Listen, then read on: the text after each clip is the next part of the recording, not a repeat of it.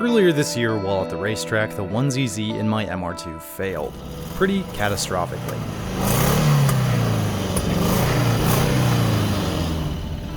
Think that might be it for the old 1ZZ. But while everyone was coming up and expressing their condolences for my loss, I had a big smile on my face. If I was concerned about driving my car, then yeah, this was bad.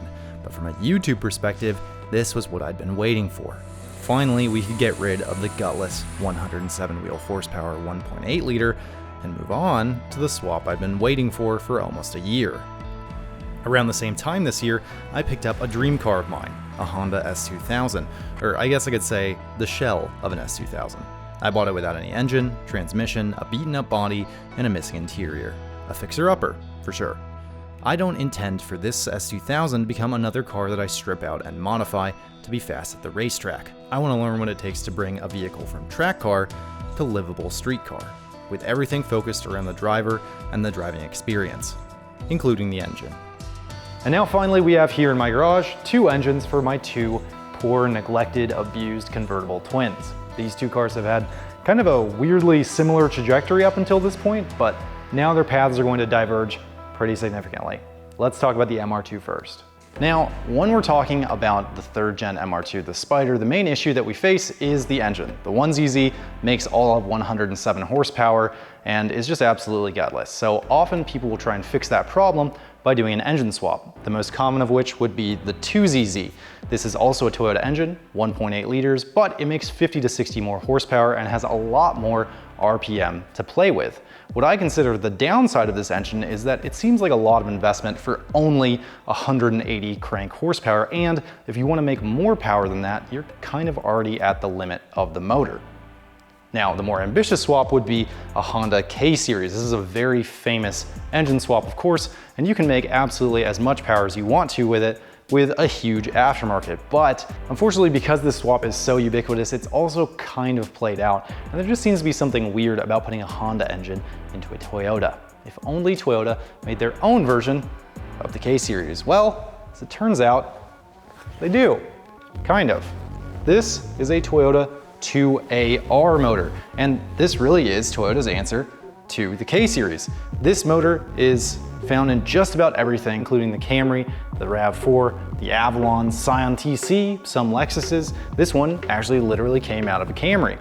And like the K24, this is right about 2.5 liters, and because they put these motors in absolutely everything, they're pretty affordable. This one costs right about $1,800, but this is not just any 2AR engine, this is a 2AR FXE. Came out of not just a Camry, but a Camry hybrid. So the 2AR FXE is the 2AR equivalent that is usually paired with hybrid cars. And this motor is a little bit different from the standard 2AR FE in that it has a higher compression of 12.5 to 1 compared to the non-hybrid motor's 10.4 to 1. It is an Atkinson cycle motor, which means that it sacrifices performance in order to get more fuel efficiency, which means that while the standard 2AR FE in, say, a RAV4 or a Scion TC would get 180 brake horsepower as much as a 2ZZ, the 2AR FXE will only make about 150. So this is a pitiful little 150 brake horsepower motor, making all of that power through only variable valve timing on the intake cam. But we can take all of those tricks that Toyota used to get this motor to be super fuel efficient, tweak them slightly, and then we will make a lot more horsepower. So all we've got to do is take the intake cam on the 2AR FXE, advance it 1 tooth, and we've basically got a hot cam because this engine has a lot of valve overlap. Then we're going to take another intake cam from the FXE, put it where the exhaust cam is currently. We will have dual VVT, and then we will be able to make upwards of 240 wheel horsepower. It's been done before with a nice flat power band. The 2AR is still very much a Camry engine. It's not going to rev to the moon, and it's going to sound like a blender. However, when we are done with it, this 2AR is going to be a very powerful Toyota solution to the MR2 problem.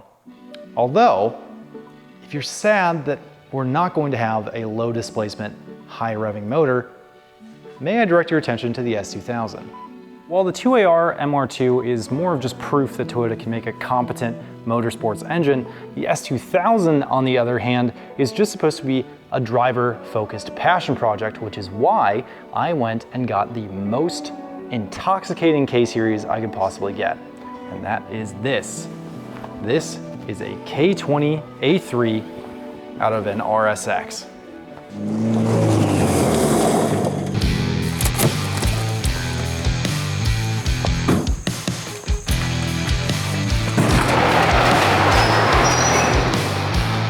Somebody say K-Series. Hey Ben. You've done it. What's You've up? finally done it. Yeah, I got a K-Series. All So you came right. over just to see this, huh? Yeah, oh, you probably want to change this out for like an EP3 tensioner there. Yeah, I guess. Okay, you got a Maybe- steel oil pan on here, that's nice. Yeah. They usually come in aluminum pans and they crack, so that's a nice little touch there. So Yeah, this maybe is what? maybe you call next time before you come This is over. K20 A3, is that what this is? Yeah, I believe so. RSX. Yeah, that's a good base to start with. Yeah. Well, I was thinking I could just put this in because. No, I mean, you want a lot more power than that. These things only make like 160. So, Oh, okay. Yeah. So let's see. Well, you're gonna start with the bottom end here. We can take it apart and put some pistons in. Well, I don't know if I mean, I only paid $500 for this Well, thing. the so compression ratio on these aren't super high, so you're gonna wanna pump it up a little bit. So we're gonna do like some high compression pistons in there. How much do you think that's gonna cost? Kind of the appeal was that this was gonna be really cheap.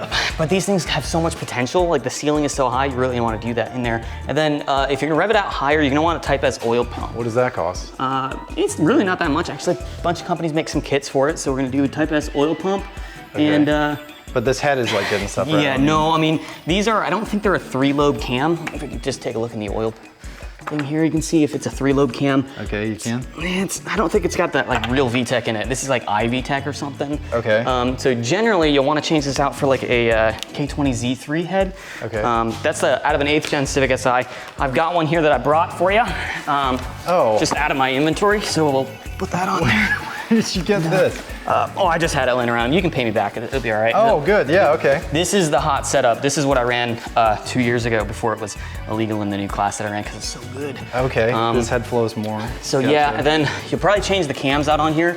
I mean, these cams are pretty good, but you get some dry cartel cams in here with some valve springs. You'll be able to get this thing to really rev out. You could probably get like 10,000 RPM. 10,000? Can you imagine? In an S2000, 10,000 RPM That would screaming? be sick. It does sound expensive though. I mean, it's really not that bad because there's so much aftermarket out there for these cars. Yeah? It'll be no problem. And with higher compression pistons, Type S oil pump, and some cams, different head. Yep. You can even leave stock S2000 trans. The trans should hold it. I mean, that's what I've got in my FD. Okay. So yeah, I was that'll planning be on pretty the S2000 trans at least. So Yeah, that's yeah, good. yeah. So the driving experience is gonna be so like pure, so raw, so like high revving. Okay. And because this is a rear wheel drive, you usually have to change out the intake manifold. The RSX intake manifold's crappy. Then generally you go to the Civic Si manifold, which came with these, but can't do that in a rear wheel drive. Okay. So you could swap on there like a K Miata manifold. That sounds good. Or a Skunk 2 manifold or something like that. Okay, that's even But better. if you put ITBs on here, can you imagine how that would sound? I can't imagine what it would Screaming cost. at 10,000 RPM. Yeah? Oh, dude. How much money do you think we're up to at this point? I mean, like 10, 15 grand. 10 or 15 grand? Yeah, I mean, when you think about how much like a brand new Type R costs or something, it's really not that bad. I mean, how much did these cost brand new? You know? Yeah, I mean, I guess, but I wasn't paying. Okay. Yeah, you're gonna love it. Okay. Way better than that. Well, I mean, the whole motors and trans setup costs like 4 or 5 grand total. Yeah, I mean, you could do this cheap too. You could just drop it in there. But like, once you do all this stuff, trust me, you are gonna be singing praises. And anytime you're gonna walk out here into this garage, and when you pick between one of these cars to drive, it will be this one. Okay. All right. Did I have that? I had it on there? Oh, we gotta put the cams on there. Use some, Maybe I'll just, I gotta find some funding for all of this. I guess I'm paying Ben back for this head. it's oil pump. but, you can do a fluid damper too. Man, he's sure excited. So, I don't want to rain on his parade. And change out the header, different header. It's just nice to see him, really worked up about something. Definitely want that EP3 pulley. Give us a couple of months to do these builds, guys. We've got a bunch of other Grid Life content, Evo content, Civic content. Oh, he got a little worked up there. Guys, yeah. Thanks for watching. Thanks for watching. I'm sorry. My foot caught.